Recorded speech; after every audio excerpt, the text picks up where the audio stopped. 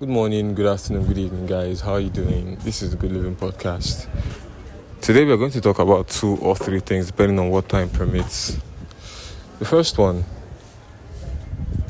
is going to be an idea I got from a video I saw on Instagram, where a girl gave alternative topics that we could talk about instead of all the noise that is on the internet. And if there's one thing you know that the Good Living Podcast stands against, is poor quality content on the internet. It's noise on the internet. And she said a lot of things about Down syndrome, men's mental health, like viable topics.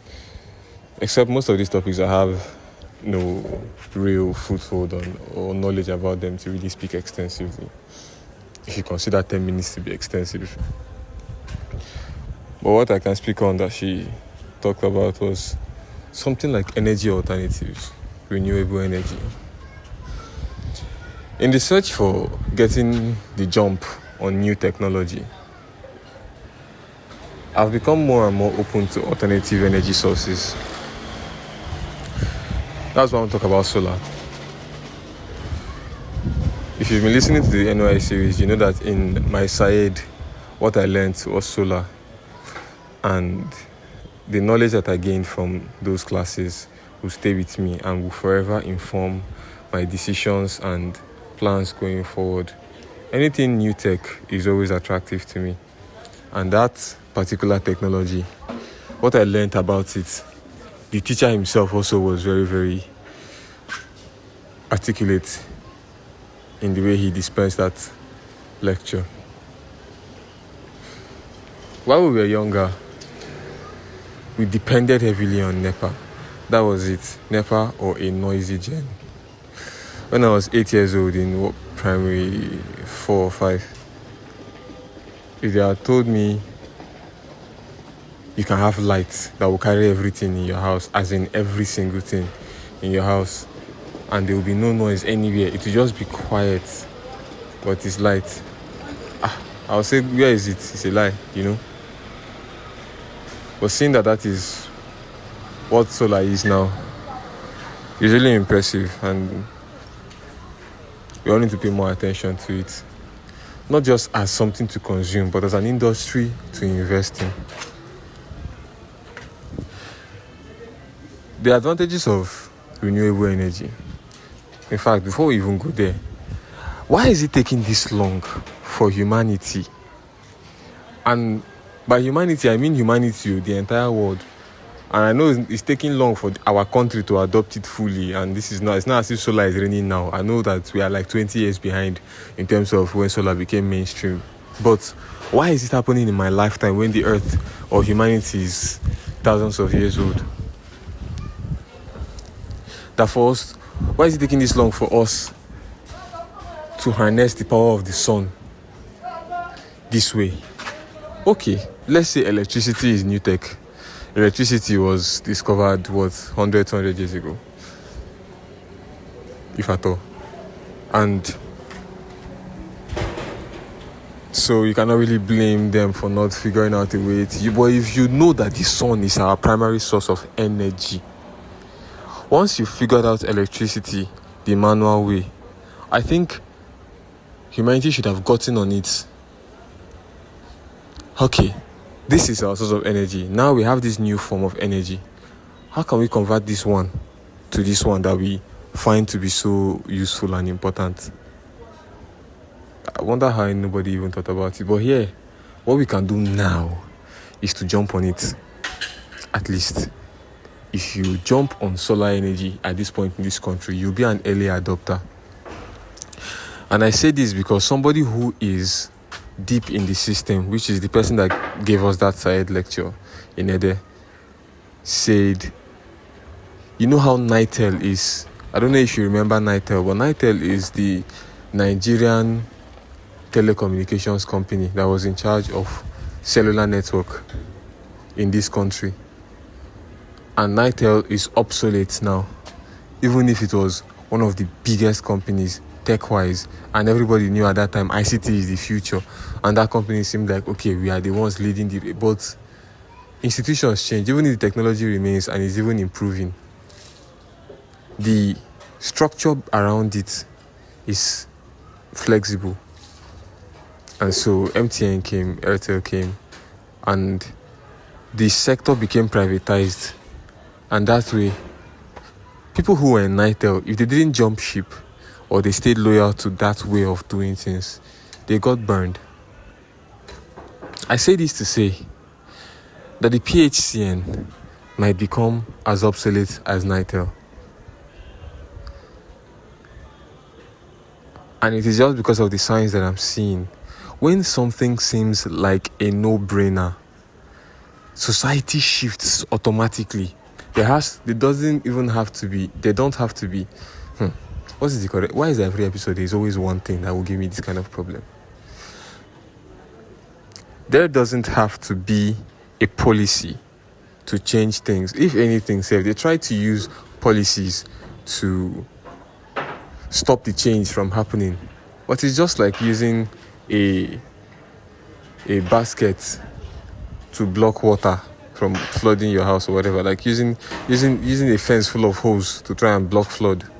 It will not work. The force, the sheer volume of people migrating due to convenience, speed, ease of access is going to outweigh any policy you bring, and at some point it becomes unreasonable for any policy to even exist. So in the case of renewable energy, solars, inverters and the likes, if you compare what we do right now, which is buy units, right? If you don't buy units, you pay an estimated bill to the power holding company, which is still kind of government regulated or government related. We still have grids, a national oh Jehovah Jireh. We still have a national grid, right? That is dispensing power to households all around the country. So there is still one Alaba International Market wholesaler that is sending out lights to everybody. And the whole mechanism behind taking lights, there isn't enough for everybody to eat at the same time. That is why they take light, so that we can share it, ration it. It's basically what happens when you see light being taken. So one of the reasons we have constant light these days is, one, the infrastructure around it might have improved. But two, a lot of people are not dependent on it anymore. So there's enough to go around. This one is opinion. This one is not fact. But look at the system that we are running now, and then compare that with renewable energy, where by yourself, you don't need the permission from the government. You don't need the permission from you don't need access to any national grid. Absolutely on your own, in the middle of nowhere, you can have a solar panel, and if it is the right kind, it can power every electronic you have wherever you are. Just imagine that level of, you don't have to pay any unit, you don't need any connection to anybody or anything, because it is the sun.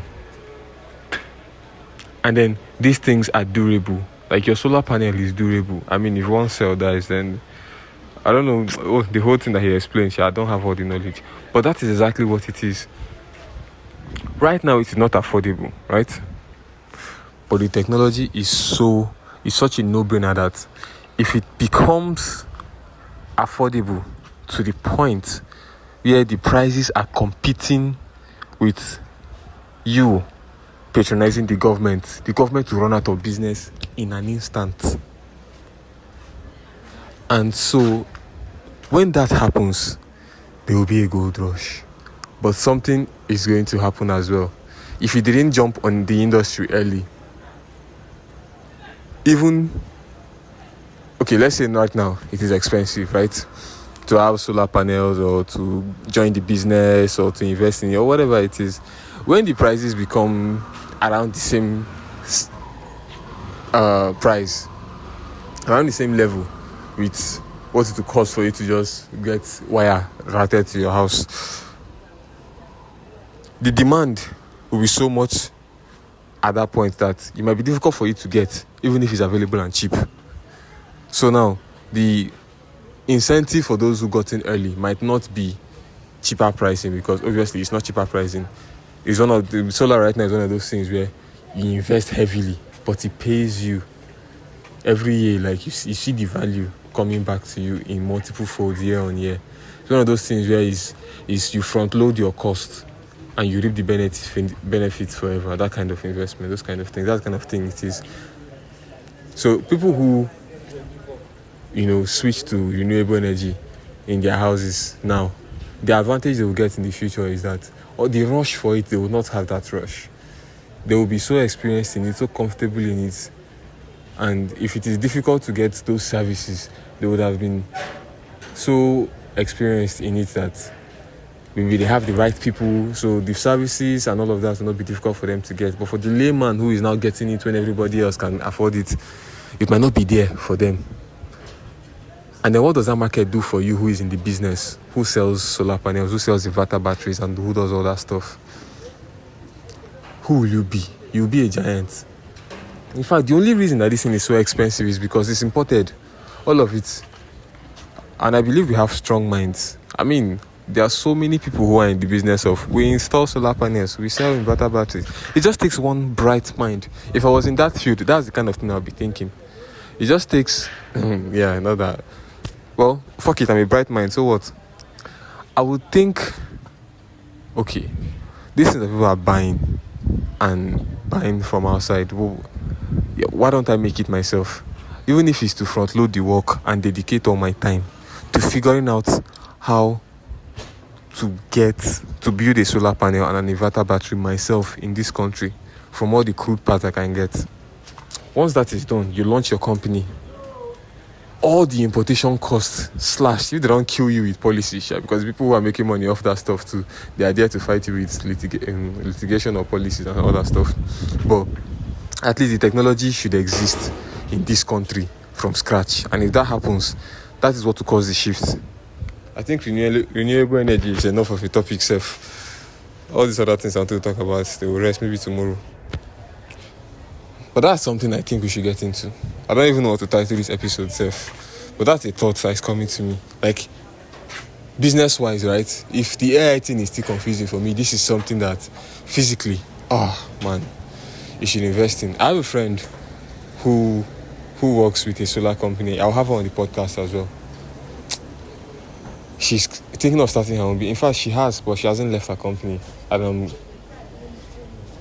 I'm wondering what value can I bring to this girl so that I can be part of that venture. I mean, what value are you asking? It's money now.